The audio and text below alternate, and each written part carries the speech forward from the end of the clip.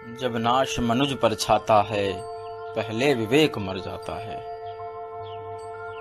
यह संदर्भ कृष्ण की चेतावनी में है। जब कृष्ण दुर्योधन के पास जाते हैं, पांडवों के हक का जो जमीन थी उनके हक की जब वो मांगने जाते हैं, तब ये बात दुर्योधन को तब कहते हैं जब दुर्योधन उन्हें वह एक 5 ग्राम जमीन देने से भी मना कर देता है। और कितनी बड़ी बात है ये कि जो संपूर्ण जगत का मालिक है वो दुर्योधन से जाकर केवल पांडवों के लिए ही सिर्फ छोटी सी एक जमीन का टुकड़ा मांगता है कि जहां पर पांडव रह करके अपना बसर कर सकें। लेकिन बड़े ताज्जुब की बात है कि दुर्योधन उसे भी नहीं दे पाता। तब कृष्ण उनसे कह करके जाते हैं दुर्योधन से कि अब युद्ध होगा, युद्ध की तैयारी शुरू कर दो। कृष्ण की चेतावनी में और क्या क्या बातें हैं मैं आपके सामने रखता हूं। वर्षों तक वन में घूम घूम, विघ्नों बाधा को चूम चूम, सहधूप घाम पानी पत्थर, पांडव आए कुछ और निखर। सौभाग्य न सब दिन सोता है, देखें आगे क्या होता है। मैत्री की राह बताने को, सबको सुमार्ग पर लाने को, दुर्योधन को समझाने को, भीषण विध्वंस बचाने को भगवान हस्तिनापुर आए। पांडव का संदेशा लाए, दो न्याय अगर तो आधा दो, पर इसमें भी यदि बाधा हो तो दे दो केवल 5 ग्राम, रखो अपनी धरती तमाम।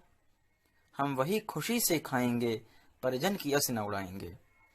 दुर्योधन वह भी दे न सका, आशीष समाज की ले न सका, उल्टे हरि को बांधने चला, जो था असाध्य साधने चला।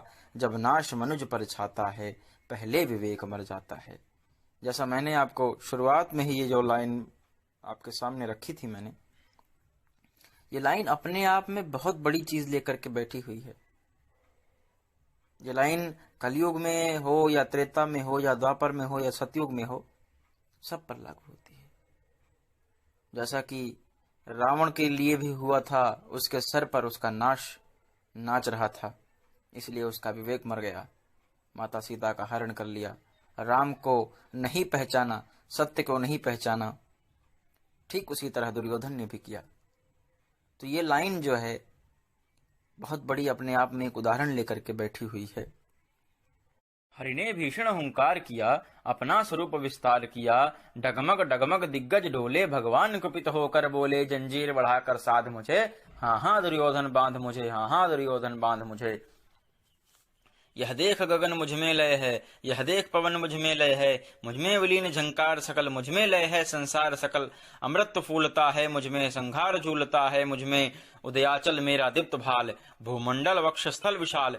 भुज परिध बंद को घेरे हैं, मैनाक मेरु पग मेरे हैं, दीप्ते जो ग्रह नक्षत्र निकर, सब हैं मेरे मुख के अंदर। दृघो तो दृश्य कांड देख, मुझमें सारा ब्रह्मांड देख।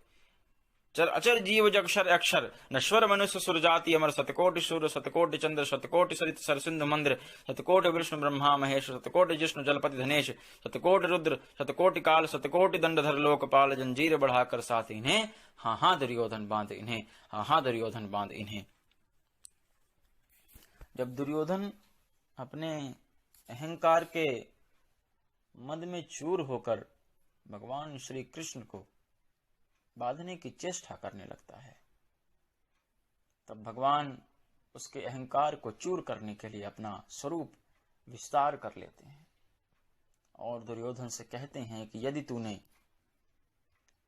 पृथ्वी पाताल और आकाश को बांध लिया तो समझना कि तूने मुझको भी बांध लिया। भूलोक अतल पाताल देख, गते और अनागत काल देख, यह देख जगत का आदर्श जन, यह देख महाभारत कारण, मृतकों से पटी हुई भू है, पहचान इसमें कहाँ तू है। अंबर में कुंतल जाल देख, पद के नीचे पाताल देख, मुट्ठी में तीनों काल देख, मेरा स्वरूप विकराल देख। सब जन्म मुझी से पाते हैं, फिर लौट मुझी में जाते हैं। जिह्वा से कड़ती ज्वाल सकन, सांसों में पाता जन्म पवन, पड़ जाती मेरी दृष्टि जिधर, हंसने लगती है सृष्टि उधर। मैं जब ही मूंदता हूँ लोचन, छा जाता चारों ओर मरण। बांधने मुझे तो आया है, जंजीर बड़ी क्या लाया है, यदि मुझे बांधना चाहे मन, पहले तो बांध अनंत गगन। यदि मुझे बांधना चाहे मन, पहले तो बांध अनंत गगन। सोने को साध न सकता है, वह मुझे बांध कब सकता है। हित वचन नहीं तूने माना, मैत्री का मूल्य न पहचाना, तो ले मैं भी अब जाता हूं। अंतिम संकल्प सुनाता हूं, याचना नहीं अब रण होगा। जीवन जय या के मरण होगा, टकराएंगे नक्षत्र निकर, बरसेगी भू पर व्रानि प्रखर। फणशेष नाग का डोलेगा, विकराल काल मुख खोलेगा। दुर्योधन रण ऐसा होगा, फिर कभी नहीं जैसा होगा। भाई पर भाई टूटेंगे, विषबाण बूंद से छूटेंगे। वायस श्रृगाल सुख लूटेंगे, सौभाग्य मनुज के फूटेंगे। आखिर तू भूषाई होगा, हिंसा का परदाई होगा। थी सभा सन्न सब लोग डरे, चुप थे या थे बेहोश पड़े। केवल दो नर नाघाते थे, धृतराष्ट्र विदुर सुख पाते थे।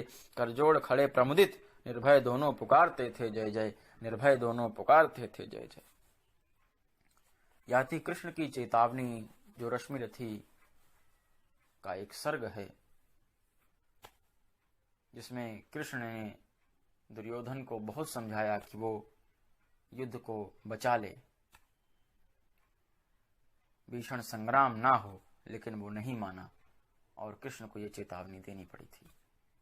तो आशा करता हूं आप सब लोगों को पसंद आई होगी, और यदि इसमें कुछ त्रुटि या गलती रह गई हो तो आप सबसे मैं क्षमा चाहता हूं। बहुत बहुत शुक्रिया।